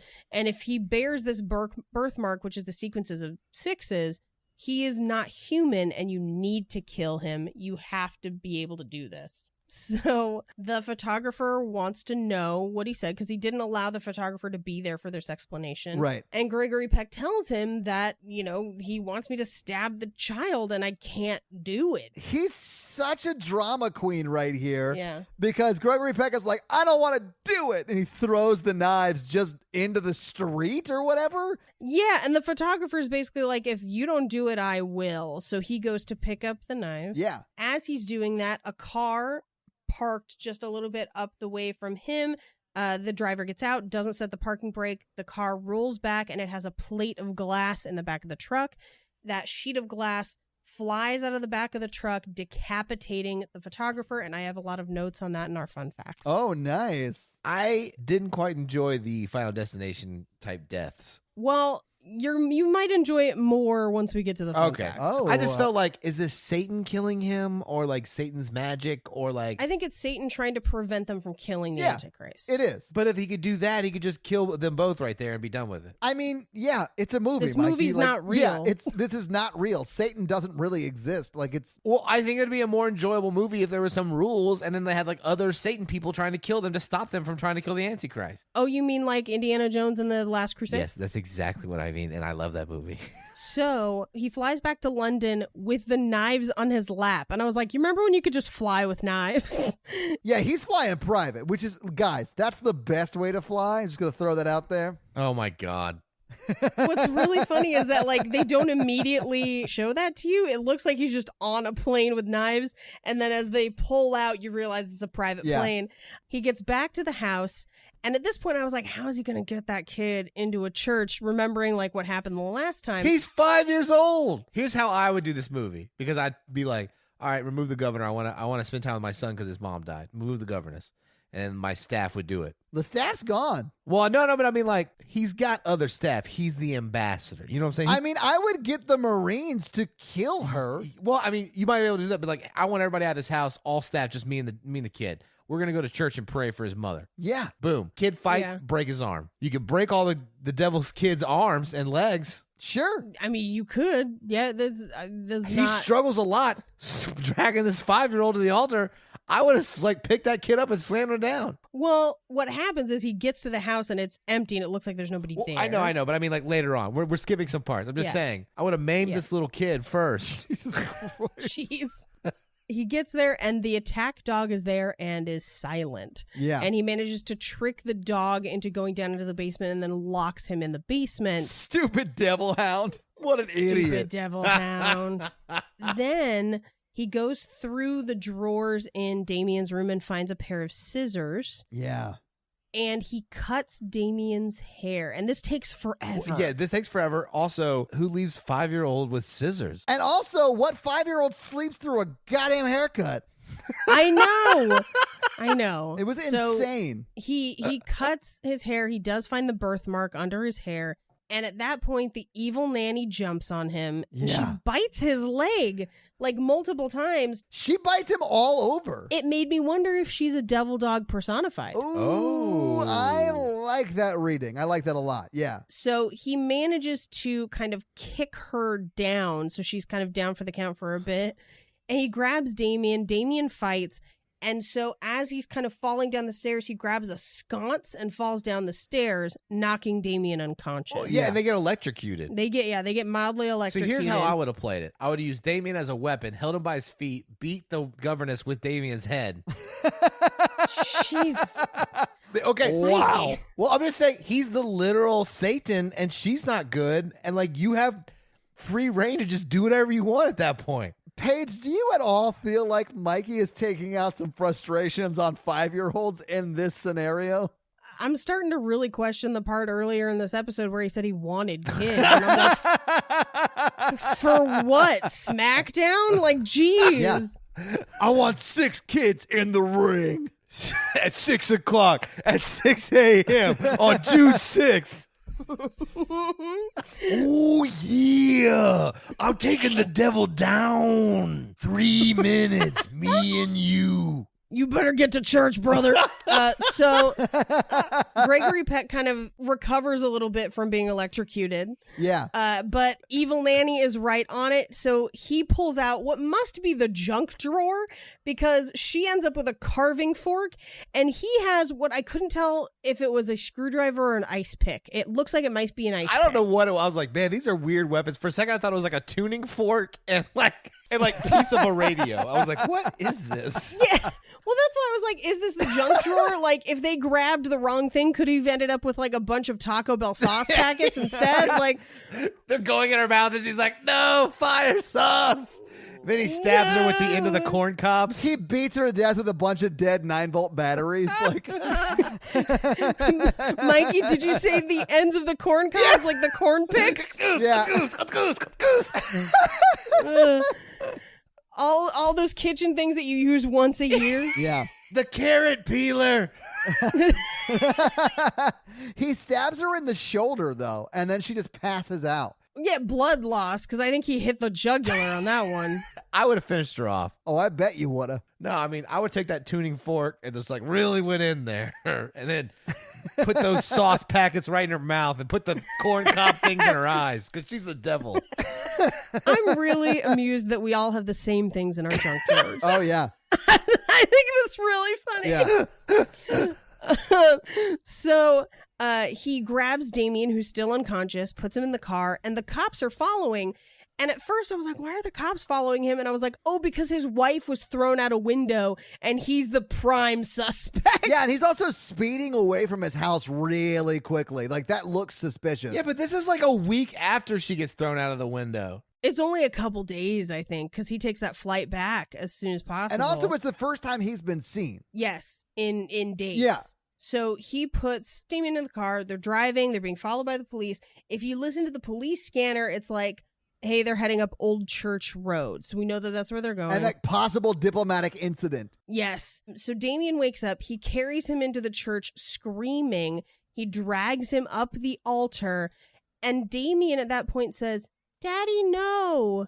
And he hesitates for a minute. And the police fire. And here's the thing. I totally get that. Because I think he's like dead set on doing it. But then at the end of the day, you're like, this is a child. This is a child I cared for 5 years. Like, at a certain point, it is still his child to a degree. Yeah. Like, even though it's the devil. He hesitated. But also, that was a revolver round from, it looks, at least 50 yards. There's no way that connected. Yeah, I think he'd at least get a one knife or two in. It is sort of like an Abraham and Isaac moment, though, where he's like, Absolutely. got his son on the altar, and you're like thinking someone's going to intervene, like God's going to intervene and be like, you don't have to kill him, I'll kill him, or something like that. But no, it's just the cops saving the day for the devil. Read that Right. however you will. Well, it cuts immediately to two coffins. Yeah. And for a hot second, I wondered if they both died, if he managed to No. connect with the knife and get shot. I knew he didn't. I knew it was the wife and the husband, the ambassador and the ambassador's wife, and then that Damien had survived. I wanted to know how they explained it to the press. Just that they went insane, probably. It probably is like a murder-suicide. I assumed that it was the wife had some, depression issues and she killed herself, and that drove him over the edge in grief. So the camera pulls back and we see that Damien and the governess are still alive.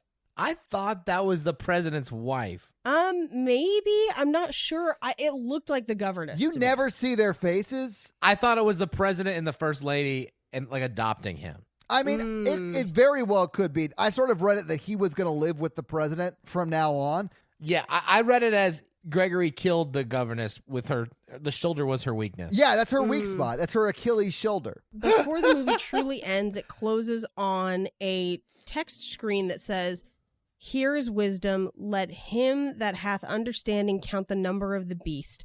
For it is the number of a man, and his number is 666. Revelation 13:18. Now, in some translations, that number translates to 616. And in different translations and canons, theologians disagree both on the inclusion of this book at all, but also on this number, and none of them are absolutely sure of its meaning. Well, the 666 and the 616 are different numerological interpretations of two different emperors of Rome. Yes. So one's Nero, and I forget the other one's name. It's the one that came after Nero. But they're both bad. Well, there are also numerological explanations that don't include emperors at all, because essentially there's a section in this scripture that just has a Greek word, and they're translating that word into a number. Yeah. It's bizarre no matter what. It's all made up nonsense. And that's the the movie. Roll credits. Having seen the movie, having talked about the movie, what did you guys think? I really liked it. I liked it too. I like talking about it. I liked it. I think it holds up pretty well, and it's creepy. It keeps a very creepy vibe. I don't think any of the decisions are logical or understandable, but it's still really well made and acted. Everything someone in church authority says is gibberish in this film. And Yes. it's not nearly as scary as I thought it was when I was 8 or 9, but of course it's not. But I do think Right. it's like excellently shot. It's a really well told story. I mean, I see why it has stood up to the test of time. And I would say, to be honest, it's paced really well until the third act. Yeah. The third act drags a bit. I think you could cut probably 20 minutes out of this movie Same. and have an equally scary movie. Yeah. But overall, I would say, especially considering movies from this time, it's paced really well. It's shot really well. It's acted phenomenally. I really, really liked it. I liked it a lot more than I thought I would. It's definitely worth seeing. And I do think as an adult, I should not have been scared by this movie. I can understand why as a kid it would be terrifying. Yeah. Especially a kid who grew up super religious. I grew up super religious. Yeah. So. Well, and I'll be honest with you, had I not recently done as much Revelation research as I have, it would have probably been more scary. Yeah. You know, but only because I automatically knew. I'm like, that's not in the Bible. That's not what that says. You know, so I just want you guys to read my spec script for my horror movie where this demon child keeps hunting this guy and he has to fight it off violently every time, but people think he's trying to kill the child, so he's running away from the law. Oh, Mikey really wants to beat up a kid, Paige. That's all I'm hearing. Let's do some fun facts, Paige. are you ready? Hit me with your fun facts. This has more fun facts than Predator because What? this Uh-oh. is one of because this is only one of a few movies that is believed to be cursed and legitimately Really? cursed. Oh. Yes. Richard Donner and Mace Neufeld were the director and producer of this movie, and they were actually warned against making the movie. Really? And Richard Donner told one of the people that warned him that he didn't care. I mean, that's what I would say Yeah. too. I'd be like, that's gibberish. I'm going to make it anyway. But then when they started production, Gregory Peck was supposed to fly over to London to start production on this movie. His plane was hit by lightning. Now that's scary on its own, Yeah. except it gets creepier because that was his second flight. He had canceled his original flight, and that flight took off that morning, hit a flock of birds, Sully Sullenberger style, and crashed at the end of the runway. According to the story, it crashed into a station wagon carrying the pilot's wife and children who had just dropped him off at work. What? 6 people died in that crash. He killed his No. family? Yes. Oh my God. There are a bunch of different reports. That's the most common one. Some reports say that everyone on the plane died. I don't know how large of a plane it was. But so that happened to his first flight, which he lucked out on not being on. Did that really happen? Oh my God. Yes. It's a fun fact, Mikey, not a fun fiction. It's not a fun fact. Hold your horses. The screenwriter flew over to London a few days later after Gregory Peck's plane had been struck by lightning. Everyone was kind of worried, but he flew a couple days later and his plane was struck by lightning. What is happening? No, no, It no, gets no. crazier. They land in London, and in London, the IRA was active at the time, and Yeah. they set off a bomb. That bomb went off a block and a half away from the hotel where the entire cast and crew were staying. That'd be a weird coincidence, except that the place that the bomb went off was the restaurant where they all had reservations to eat that night. Oh What? my God. So they start production of the movie and they get to the point where they're going to film that safari park scene. The scene where the baboons attack the car was not staged. The car stalled in the middle of the safari park and the baboons attacked the car. Oh my God. And they caught it all on tape, and they caught the actors' real reactions. Oh, that's the on little the boy's real film. reaction? Yes. That's insane. Which is not the end of it, because the original animal handler for the film, who was assigned to them by the park, as soon as production wrapped at the park, he was eaten by one of their large cats. What? Carol Baskin. Yeah. Some say tiger, some say lion. We all say sardine oil. He was mauled to death by a large cat. Oh man. He's not the only one. The special effects supervisor, the one who specifically designed that decapitation with the glass sheet, he was in a car accident with his fiance in which she was decapitated in the same way. What? Yes. No, Paige. Oh my God. Now, there is an additional piece to that story where allegedly she was decapitated by a street sign that read Omen 66 kilometers because they were in Sweden. That I don't know if that's true. That's just the thing that everyone says happened. Right. But regardless, she was decapitated in a car accident in much the same way as the special effect. But the worst part of all of this is that Richard Donner went on to make Wild Wild West. Really? Yeah, with Will Smith. Ooh, that's the worst part. Yeah. Now, a lot of people talk about this movie and all of what I've just listed to you, and they're like, it's clearly cursed. Richard Donner actually says it's not cursed. Everyone except for that one guy's fiance and that animal handler survived, and nothing weird really happened after, and the movie went on to be a huge success. Yeah. So maybe something was protecting us from all those bad things happening. Who knows? But he still gets death threats to this day. Why? Because people believe that he is in league with the Antichrist. Oh my God. Yeah. But what a lot of people have said is that it's not necessarily that this movie is cursed so much as bad stuff happens on every movie set, but because of the content of this movie, it makes people look closer at things that they think might be creepy. Because there are other films that had far worse production. I mean, you could argue that Predator's production was just as bad, maybe not as many deaths. That was insane. Yeah. Right. And then you've got ones like Apocalypse Now, where like a helicopter fell and killed a bunch of people. Like, you know, movies have had really, really horrific stories for a long time. It's just a little creepy that this one that has creepy subject matter also seems to have a lot of turmoil around the set. Yeah. Well, that shit's insane. Well, those were Yeah. not fun facts, but thank you. Thank you for those terrible facts. Yeah. You're welcome. Let's talk some box office real quick. So what do you guys think the production budget was for this movie? And remember, it was 1976, guys. I'm going to say that this was expensive even for 1976. And it was Richard Donner, who at the time was a studio bigwig and would go on to own his own studio, essentially. So I'm going to say this is at least a couple million. Okay. I'm going to say 4.5 million. Okay. So I would say Paige is closer. It's $2.8 million, which if you adjust for inflation is roughly 12, almost $13 million today.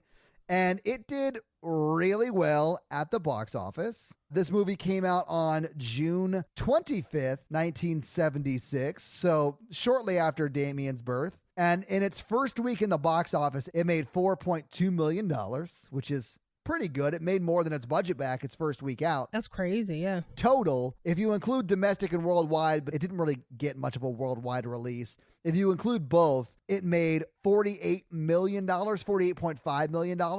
That's a lot of money. Jeez. It is. If you adjust that for inflation, that's $221 million today. It made a lot of money. It did very well. Yeah, it did incredibly well. It really, for almost everyone that worked on it, as far as like a crew and production capacity, it became their calling card for everything they would make after. It is released almost 10 years to the day after Rosemary's Baby is.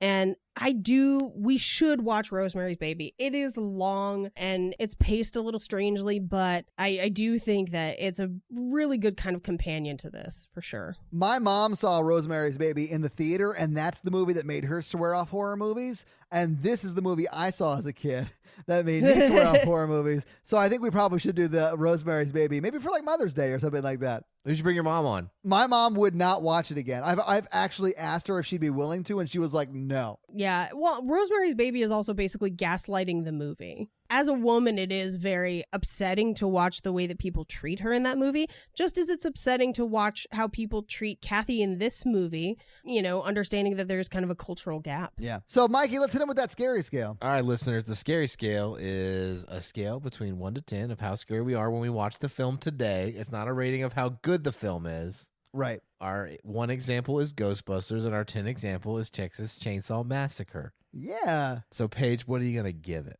I mean, personally, I'm going to give this like a 2. If I did not have the biblical knowledge I did, it would be much scarier. Pretty much the exact same. I'm going to give it a 2 as well, but pretty much because I knew anytime any priest was talking, it was complete gibberish. So it was not that scary to me. This watching, when I was an 8-year-old and believed everything a priest ever told me, I was freaked the fuck out. Yep. I'm gonna give it a 1. That makes sense. Yeah. Because I was like, what is this 5-year-old got that I could take it?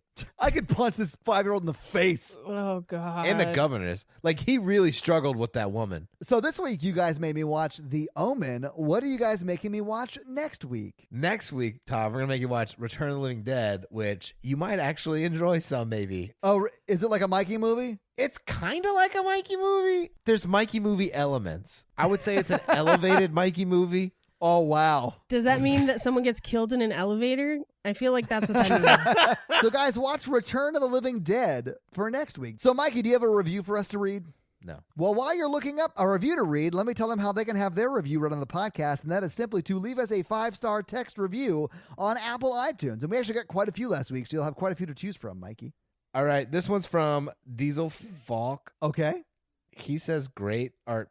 He or she or They say.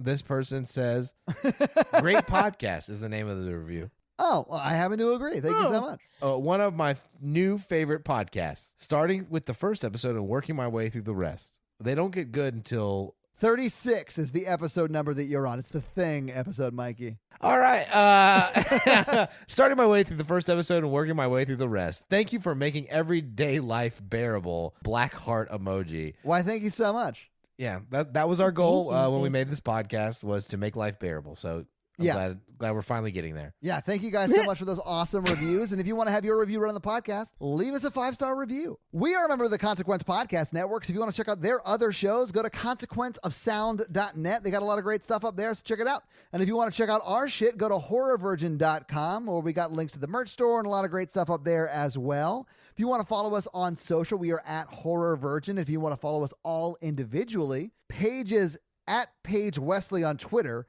and at Rampage Wesley everywhere else. Mikey is at mrandolph24 everywhere, and I am at Todd J. Awesome. And if you want to help financially support the show, please do by going to patreon.com/horrorvirgin, where we have a lot of great levels and a lot of great perks like our listener request, bonus episodes, all that stuff. So check it out. And stay tuned for the shout-outs. Yeah, absolutely. Stay tuned for the shout-outs that we're doing now at the end of the episode. And if you can't financially support the show or simply don't want to, but you still want your daily free Horror Virgin content, join our awesome Facebook group. We just passed 1,200 members this week. It was awesome. So thank you guys in the Facebook group for helping that community grow and stay supportive and awesome, even though the size is getting almost unmanageable. And if you want, you can listen to us three talk about romantic movies over at Romancing the Pod. Yeah. Episodes dropped 2 weeks ago. There you go. If you like cults, you can listen to me on Cult Podcast as well. Absolutely, guys. So check them all out. But for now, that's going to be it from us, right? I'm still trying to think of a catchphrase. I'm sorry. Keep it ooky spooky.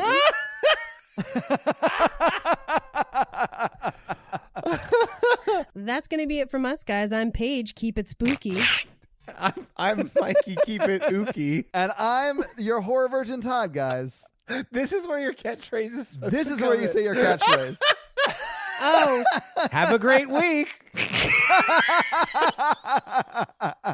Bye, Omen nerds. This episode was brought to you by Nick B. Nick B, fun fact, he killed JFK. What? I actually thought he might have, because listen, this is a crazy theory, but we just heard last week that he likes to shoot orangutans. And what if that was just training to figure out how to get in and out of grassy knoll type situations to like be that second gunman? Or what if he was riding in the car in front of JFK and then the car hit a bump and then he slipped and accidentally discharged his rifle? Oh, you mean like what really killed JFK? Yeah, exactly. Yeah. Okay. Well, that got real serious and sad, but I agree. That's probably what happened. Yeah. This episode also brought to you by Ori. And I just want to say that Natalie and I's nanny recently passed away tragically, and Ori stepped up, man. And she just showed up. We didn't hire her. We have no idea where she came from. Brought her own Rottweiler. Yeah, absolutely. She brought a pet. We love animals. So she's like taking care of our imaginary kid. And honestly, things seem to be going great. By the way, after this, I have to go to the hospital. Natalie had a fall. I hope she's okay. So thank you so much, Ori, for, really showing up and stepping up like that. I appreciate it. This episode also brought to you by Matt. Sorka Borka. He's from Sweden. He is, and he wants us to shout out some Swedish fun facts. So my Swedish fun fact this week is between 300 and 400,000 moose roam the Swedish woods. Over 100,000 are shot during the annual hunt, and about 250,000 people participate in the hunt. That's one moose to every 2.5 people, Todd. It is. They're not very good shooters, is what I'm saying in Sweden. I mean, they don't have great aim, I guess, is what we're saying. This isn't America. The only moose Americans kill is chocolate. That's why we have a health epidemic. That is true, yes. The moose is also considered the most dangerous animal in Sweden. Every year they cause about 6,000 road accidents. That's about one accident to every 3.3 people who try to hunt them. Do you think it's revenge?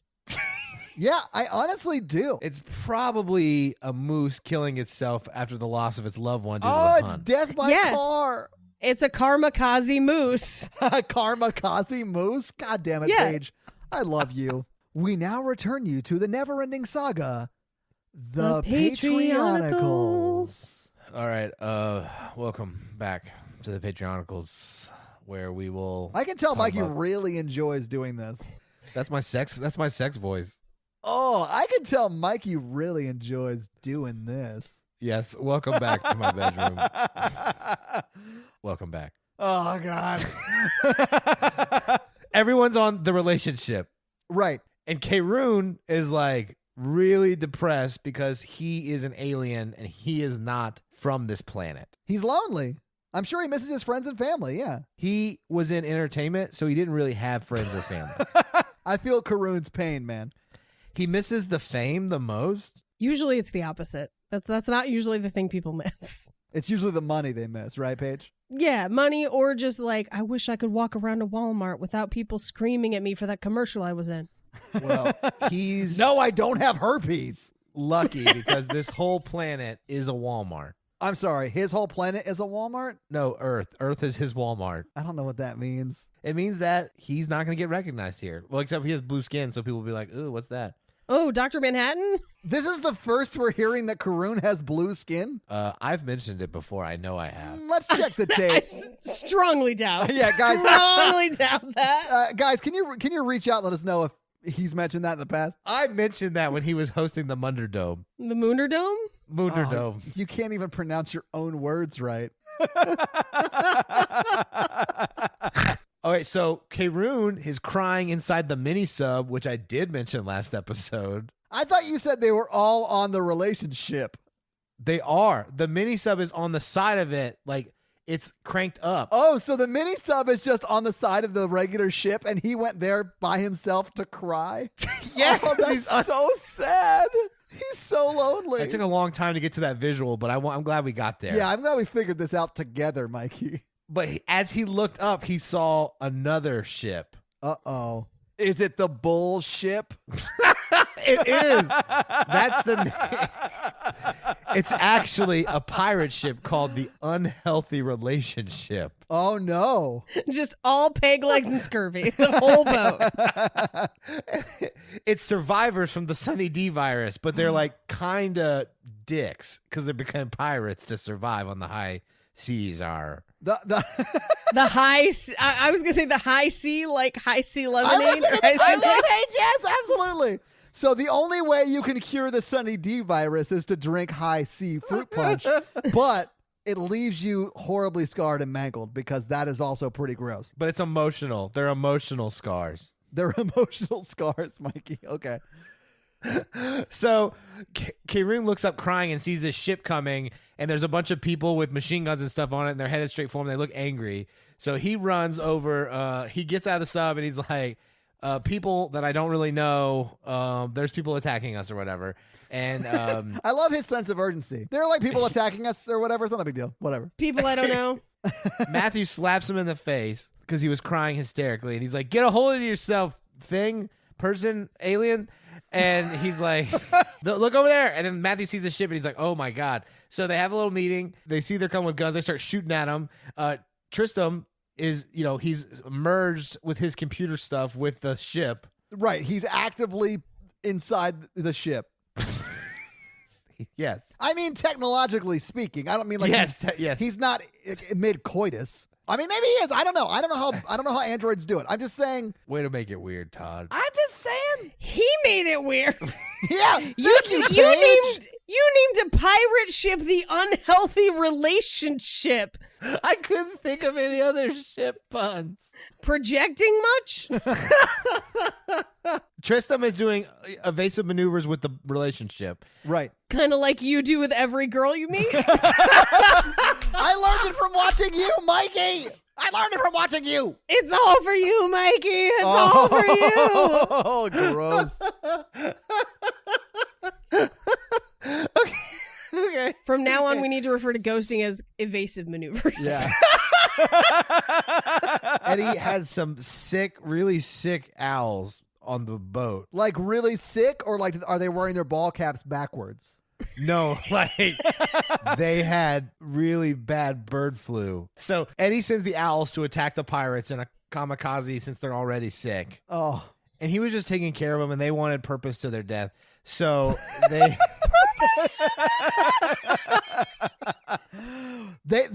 they flew at the other ship just yelling, "Witness me!" Yes, but all it sounded like to them was "whoo," because they can't speak to animals. Anyway, they quickly were killed, but one killed one of them. It landed on one of them and killed it, a pirate. And then the whole flock only managed to kill one pirate? well, they were owls. They were all armed. It's an armed pirate ship. We have to keep it realistic, Paige. Yeah, that's what we have to keep realistic, guys. Yeah. That makes sense. Eddie sharpened some paddles and then was throwing them as spears and killed a few of them. Maybe Kate should help out in some sort of capacity like that with her telekinetic abilities. That's what he was like. He's like, Kate, will you like send one of these through like the hole or whatever? The hole? And she did the hole. The hole? Oh, Hull. The ship was no longer whole, WHOLE, because she put a hole, HOLE, in the hole, HULL. So anyway, that ship died and everybody died. Wait, that's all it took was to throw a paddle through the hole and the ship died? Yes. Okay, so it wasn't a ship so much as it was maybe like a inflatable raft? They just banded a bunch of Sunny D bottles together, and it wasn't high sea worthy. Well, Final Destination style, yada, yada, yada, it sank and blew up. Oh, wow. That's a whole lot you just yada, yada, yada right there. I also like that I was like, it's a raft. It wasn't seaworthy. And you're like, windows, gasoline. Did Mikey just watch The Legend of the Guardians? Will the search for the Illuminati continue? Is Mikey just going to make our heroes fight his ex-girlfriends on this USS unhealthy relationship? Find out next week on another episode of The Patreonicals. This episode brought to you by Chris. And Chris just wants you all to know that you are loved, you are listened to, and you are valuable. And we are so glad that you're here and a part of this community. So thank you guys so much for being here. And thank you, Chris, for being such an awesome member of our Facebook community. And guys, if you're not a member of our Facebook community, please join the Facebook community. We just passed 1,250 members. It's been growing a lot recently. It's been pretty amazing. So thank you, Chris. Thank you guys so much. And we'll see you next week.